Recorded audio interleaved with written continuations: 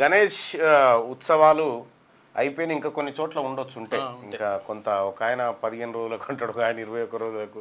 ఇక కార్యక్రమాలు కొంత వాళ్ళ పనిని బట్టి వాళ్ళ తీరువాటకం బట్టి ఉంటారు అన్నట్టు. 11 రోజులు అయితే నిర్విరామంగా గణపతి మండపాల దగ్గర ఒక మంచి ఉత్సవ కార్యక్రమంలో ప్రజలందరూ ఘనంగా భక్తి శ్రద్ధలతోటి ఇది నిర్వహించుకున్నారు. సో మరి ఈ గణేష్ చవితికి సంబంధించి నిన్న ఏది ట్యాంక్ బండ్ దగ్గర ఖైరతాబాద్ వినాయకుడి విగ్రహం నిమజ్జన కార్యక్రమాన్ని దాదాపు అన్ని ఛానళ్ళు ప్రత్యక్ష ప్రసారంలో చూపించినాయి. అసలు ఈ గణేష్ విగ్రహం ఏంది, ఎక్కడి నుంచి వచ్చింది, ఈ సంస్కృతి ఏంది, అసలు ఎక్కడ స్టార్ట్ అయింది, దేనికోసం స్టార్ట్ అయింది. సో ఇది ఒక కీలకమైనటువంటి అంశం. సో 1893 అనుకుంటా బాలగంగాధర తిలక్ గారు పూణేలో మొదటిసారిగా ఒక గణేష్ విగ్రహాన్ని ఏది చౌరస్తా మీద పెట్టి ప్రజలందరిని అక్కడికి పిలిచి పూజలు నిర్వహించేటువంటి కార్యక్రమం. అంతకంటే ముందు ఇది ఎట్లా ఉండే అంటే ఎవరింట్లో వాళ్ళు పూజలు నిర్వహించుకునేది. కానీ బాలగంగాధర్ తిలక్ గారు స్వాతంత్ర పోరాటం నడుస్తున్న సమయం అది. అందుకనంటే అందరికీ 144 సెక్షన్ లాంటి సెక్షన్ ఉండే అప్పుడు. ఎందుకంటే ఒక్క దగ్గర గుమ్మిగూడడానికి వీలు లేదు. దీంతో 1893 అనుకుంటా కదా పూణే బాలగంగాధర్ తిలక్ గారు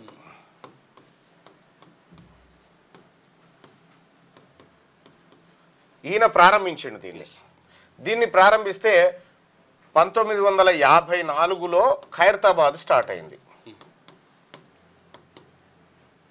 ఖైరతాబాద్ వినాయకుడు స్టార్ట్ అయింది. అసలు బాలగంగాధర్ తిలక్ ఎందుకు గణేష్ విగ్రహాన్ని రోడ్డు మీదకి తీసుకొచ్చి ఉత్సవాలు చేయాలనుకున్నాడంటే దానికి ఒక కీలకమైనటువంటిది సుదర్శన్ చెప్పినట్టుగా అప్పట్లో నిర్బంధం, బ్రిటిష్ ప్రభుత్వంలో తీవ్రమైనటువంటి నిర్బంధం ఉండేది.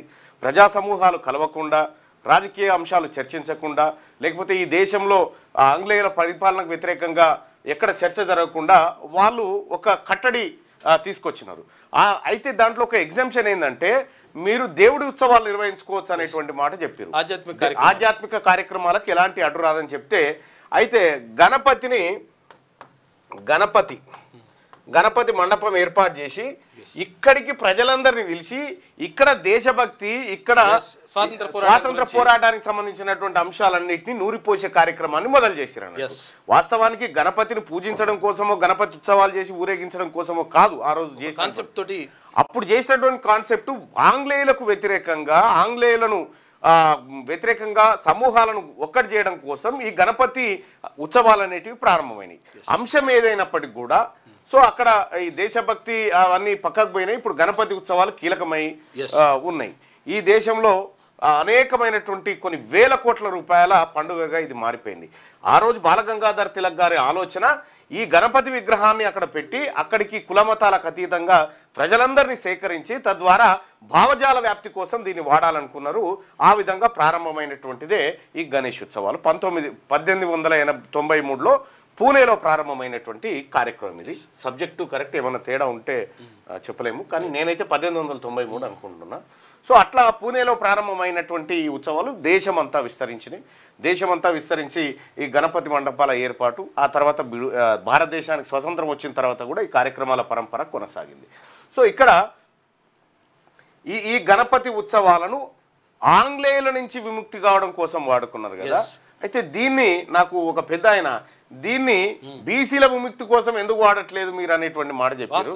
సరే, దాన్ని వాడకంటే ముందుగా కొన్ని అంశాలు ఉన్నాయి, మాట్లాడుకుందాం. ఇక హైదరాబాద్ విషయానికి వస్తే హైదరాబాద్లో 1954 నుంచి ఖైరతాబాద్లో 1 ఫీట్ దగ్గర నుంచి ఒక ముదిరాజు కుటుంబం, ముదిరాజు సోదరులు వాళ్ళందరూ పెట్టుకుంటూ ఇవాళ ఈ స్థాయికి ఖైరతాబాద్ గణపతిని తీసుకొచ్చారు. అది భారతదేశంలోనే ఒక ప్రత్యేక స్థానాన్ని సంపాదించుకున్నటువంటి వినాయకుడు ఖైరతాబాద్ గణపతి. ఖైరతాబాద్ గణపతికి సంబంధించినటువంటి నిమజ్జన కార్యక్రమం నిన్న జరిగింది. అయితే ఈ ఖైరతాబాదు, ఈ హైదరాబాద్లో జరిగేటువంటి నిమజ్జన కార్యక్రమాలు లేకపోతే గణపతి ఉత్సవాలు ఇవన్నీ ఏది మన భాగ్యనగర్ గణేష్ ఉత్సవ సమితి పేరు మీద వాళ్ళ ఆధ్వర్యంలో వాళ్ళ కన్సర్న్లో జరుగుతాయని చెప్పుకుంటారు. రాష్ట్ర ప్రభుత్వంలో ఉన్నటువంటి పోలీసు యంత్రాంగం కానీ అధికారులు కూడా గణేష్ ఉత్సవ సమితి వాళ్ళని పిలిచి ఈ దీనికి సంబంధించినటువంటి ఏర్పాట్లను పరిశీలిస్తారు. అసలు ఈ గణేష్ ఉత్సవ సమితి ఏంది, ఎక్కడ ప్రారంభమైంది, ఎవరు వీళ్ళు, దీనికి అధ్యక్షులు ఎవరు, దీని కథ ఏంది ఒకసారి చూసేటువంటి ప్రయత్నం చేద్దాం. ఇది భాగ్యనగర్ గణేష్ ఉత్సవ సమితికి సంబంధించినటువంటి ఇది వెబ్సైటు. ఈ వెబ్సైట్లో మనం ఒకసారి చూస్తే హిస్టారికల్ రికార్డ్ 1984లో ఈ ఉత్సవ సమితి స్టార్ట్ అయినట్టుగా చెప్తా ఉన్నారు. 2011 వరకు ఇది. ఆ తర్వాత కూడా ఇదే కొనసాగింది. అయితే ఇక్కడ 1984లో వి రామచంద్రరావు గారు అధ్యక్షులుగా ఉండే, ఆ తర్వాత రామరాజు గారు అధ్యక్షులుగా ఉండే, ఆ తర్వాత ఇక జి పుల్లారెడ్డి 86 పుల్లారెడ్డి, 87 పుల్లారెడ్డి, 88 పుల్లారెడ్డి అధ్యక్షులు, 89 పుల్లారెడ్డి, 90 పుల్లారెడ్డి, 91 పుల్లారెడ్డి, 92 పుల్లారెడ్డి, 93 పుల్లారెడ్డి, 94 పుల్లారెడ్డి, 95 పుల్లారెడ్డి, 96 పుల్లారెడ్డి, 97 పుల్లారెడ్డి, 98 పుల్లారెడ్డి, 99 పుల్లారెడ్డి, 2000 సంవత్సరం పుల్లారెడ్డి, 2001 పుల్లారెడ్డి, 2002 పుల్లారెడ్డి, 2003 పుల్లారెడ్డి, 2004 పుల్లారెడ్డి, 2005 పుల్లారెడ్డి, 2006 పుల్లారెడ్డి, 2007లో పుల్లారెడ్డి కొడుకు రాఘవరెడ్డి, 2008 రాఘవరెడ్డి, 2009 రాఘవరెడ్డి, 2010 రాఘవరెడ్డి, 11 రాఘవరెడ్డి, 12 రాఘవరెడ్డి, 13 రాఘవరెడ్డి, 14 రాఘవరెడ్డి, 15 రాఘవరెడ్డి, 16 రాఘవరెడ్డి, 17 రాఘవరెడ్డి, 18 రాఘవరెడ్డి, 19 రాఘవరెడ్డి, 20 రాఘవరెడ్డి, 21 రాఘవరెడ్డి, 22 రాఘవరెడ్డి, 23 రాఘవరెడ్డి, 24 రాఘవరెడ్డి, 25 కూడా రాఘవరెడ్డి. సో ఈ భాగ్యనగర్ గణేష్ ఉత్సవ సమితికి పుల్లారెడ్డి కుటుంబం కంటిన్యూగా, అంటే మీరు ఇందులో లైవ్ చూసే వాళ్ళు సగం మంది బుచ్చి ఉంటారు. పుల్లారెడ్డి స్వీట్స్ తర్వాత ఏందనేది నేను అసలు వీళ్ళే ఎందుకు చేస్తున్నారు ఈ కార్యక్రమాలను చూస్తే స్వీట్స్ వ్యాపారం ఒకటి ఉంది. ఈ ఉత్సవాల సమయంలో వాళ్ళ స్వీట్లు కొద్దిగా విపరీతంగా అమ్ముడుపోతాయి. వాళ్ళ స్వీట్ల వ్యాపారం వృద్ధి రేట్ ఎట్లా ఉందని నేను ఒకసారి పరిశీలిస్తే వార్షికంగా 8.1% వృద్ధి రేటు చూపిస్తా ఉంది. అంటే ఒక ఏడాదికి 100 కోట్ల పైచిలకు 100 కోట్ల రూపాయల పైచిలకు వ్యాపారం జరుగుతూ ఉన్నది. గణేష్ ఉత్సవాల సందర్భంలో ఇది చాలా విపరీతంగా పెరుగుతుంది అన్నట్టు. గణేష్ దీపావళి సందర్భంలో పెరుగుతుంది. ఈ గణేష్ ఉత్సవాలను మరింత విస్తరించాలి అంటే ఓ రకంగా వ్యాపారాన్ని విస్తరించే కార్యక్రమమే అన్నట్టు. సో ఆ రకంగా సరే ఏదేమైనప్పటికీ కూడా వాళ్ళకు కొంత సేవ ఉండొచ్చు. కానీ భాగ్యనగర్ గణేష్ ఉత్సవ సమితి పేరు మీద జరిగేటువంటి దాని కార్యక్రమానికి వీళ్ళది కర్నూలు, రాయలసీమ.